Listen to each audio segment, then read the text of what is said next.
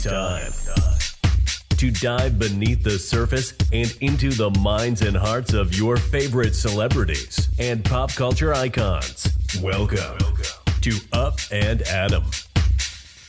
Hey guys, what's up? You're watching Up and Adam. My name's Adam Knoll. And for those of you who don't know me, I'm the guy bringing you guys all the weekly interviews and recaps from your favorite celebrities and pop culture influencers.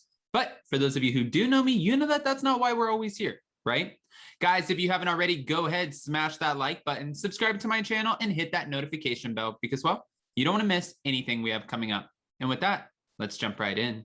Okay, guys, so we're back to talk about Erika Jayne, Erika Girardi, Erika Jahoy, whatever you want to call her. I know that sometimes you guys get frustrated when I say all three names, but I can't help it.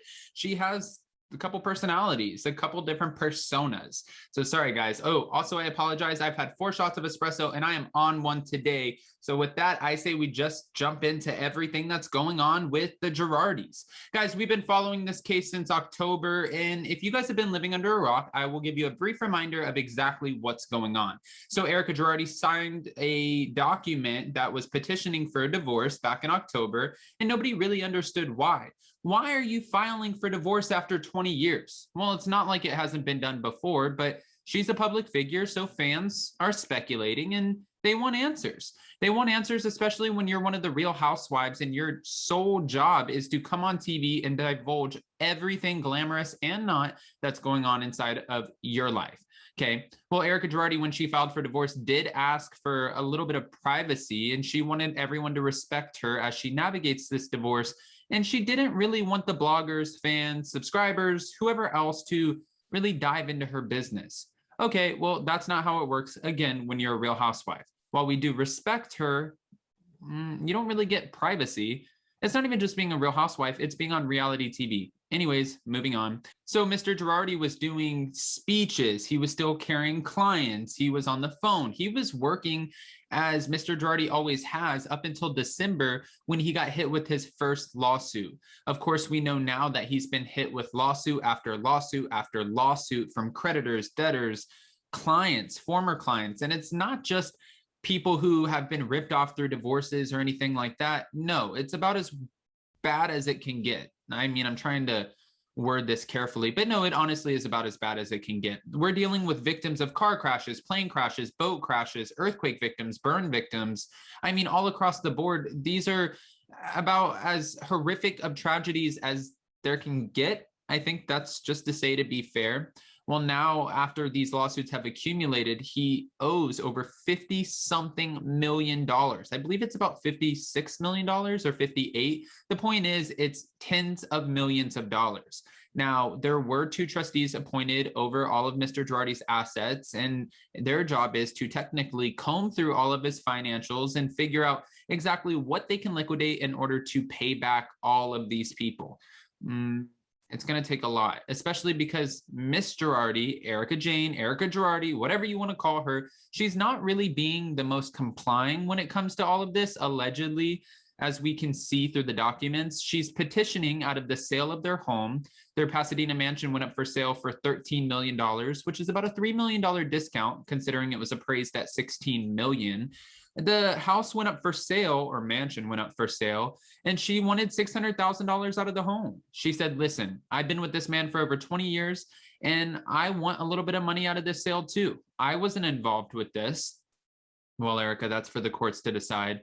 But the point is, fans were speculating, maybe since it's only $600,000 that she wants out of the sale of the $13 million mansion, maybe it's for her legal fees. Who actually knows? But fans were upset about the fact that she is still wanting money out of any of her assets that are being liquidated, only because it seems like she wouldn't have most of these assets had Mr. Girardi not have allegedly stolen money from his clients.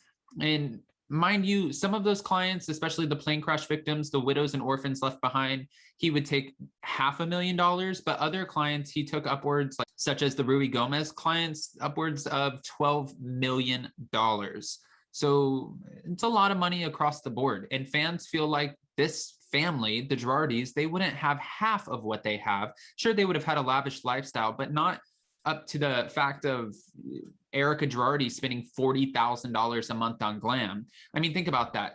$40,000 a year, 12, 24, 36, 48. That's almost $500,000 on glam designer bags and upkeep for just Erica Girardi. That's not counting the luxury vehicles, the private jet, the mortgage on the home, or the dinners, shopping. I mean, anything in between, the art. It's not counting any of that. So it's kind of a big red flag.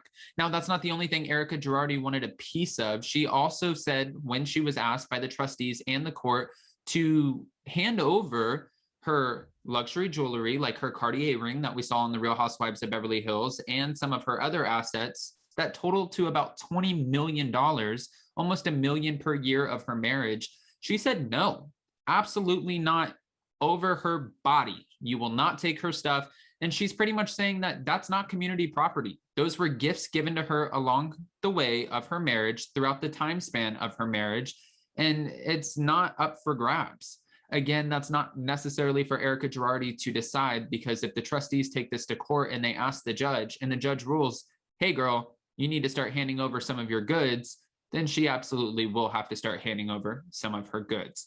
Now, of course, we know that their assets are being liquidated, but it's not just the house that's being liquidated and the art and the jewelry. Mr. Girardi just also lost his car. I don't know if you guys have seen this, but he drove a luxury Mercedes vehicle that was leased at about $2,200 a month. And after owing over $13,000 in back payments and about $81,000 on the principal of the car, nope, it was seized.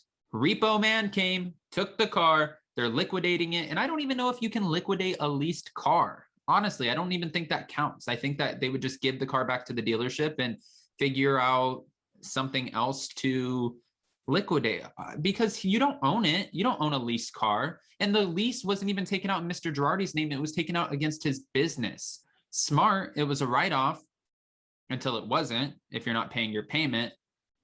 But that's just it. Wasn't paying his payment.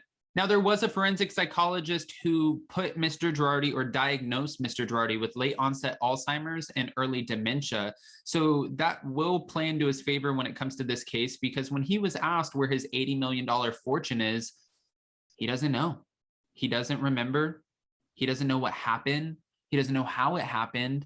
And it's just it's like almost like a cartoon with all the question marks coming over his head. Where did the money go? So with the forensic psychologist diagnosing him, it sort of plays into his favor, as long as, you know, no other red flags come up, or he doesn't suddenly remember, or another psychologist doesn't come in and say, that was false. As of right now, that is the diagnosis we have to go with, because that's what's been given to the court.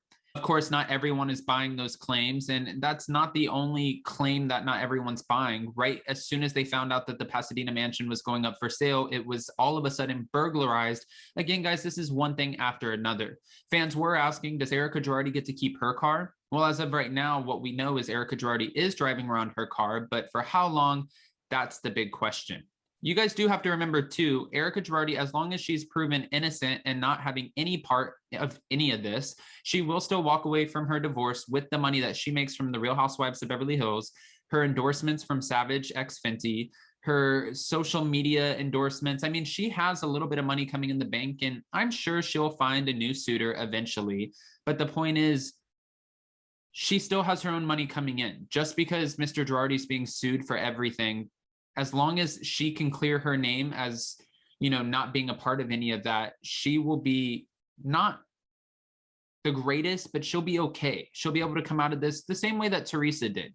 Teresa, however, had to, well, Teresa Giudice to be exact, had to serve time because her signature was on some of the documents, and you have to be very careful as to what you sign.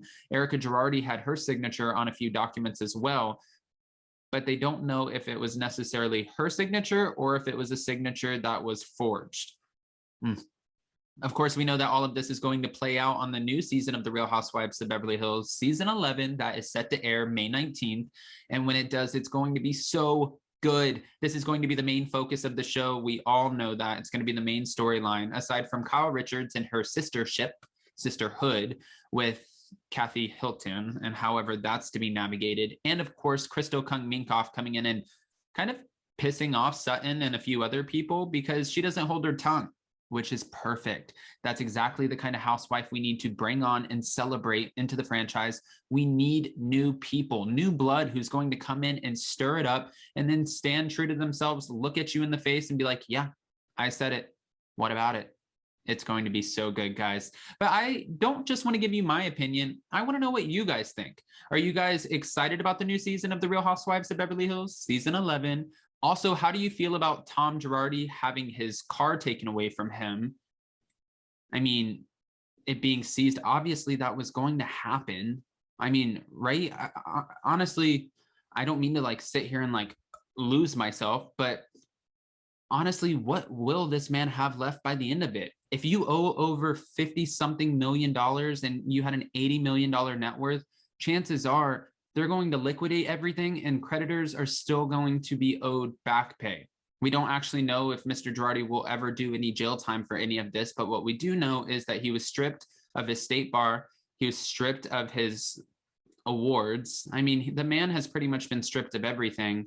His latter end of his life is not obviously going to be as appealing as he probably thought it would be. But at this point, with all of the actions in play, it really just is what it is. Guys, I've asked you so many questions to which I would like some answers. I can't wait to hear from you guys. But before you go, don't forget to smash that like button, subscribe to my channel, and hit that notification bell because, well, you don't want to miss anything we have coming up. And with that, we'll see you next time. Bye, guys. Check us out every Monday and Wednesday. Thanks for watching Up and Adam.